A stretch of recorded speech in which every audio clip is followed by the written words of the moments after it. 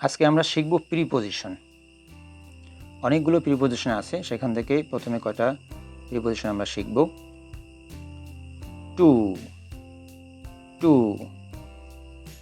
দিকে, হতে, প্রতি।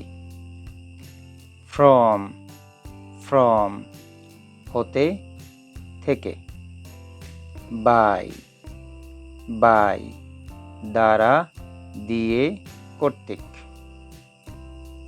অব, অব র এর।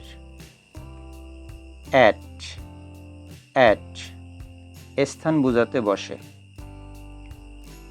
ইন, ইন মধ্যে। অন, অন উপরে। উইথ, উইথ সাথে। ফর, ফর জন্য। এখানে একটি শব্দ আছে অফ। আমরা এই শব্দটাকে ভুলভাবে উচ্চারণ করি। এই শব্দটা সঠিক উচ্চারণ হচ্ছে অফ, অফ। এটাকে অফ না উচ্চারণ করে আমরা উচ্চারণ করব হচ্ছে অফ।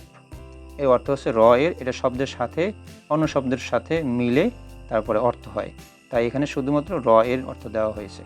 এগুলো আমরা যখন ইংরেজির সেন্টেন্স প্র্যাকটিস করব তখন এই শব্দগুলো ব্যবহার করে, এই প্রিপোজিশনগুলো ব্যবহার করে কিভাবে আমরা সেন্টেন্স বানাতে পারি সেটা শেখাবো তখন।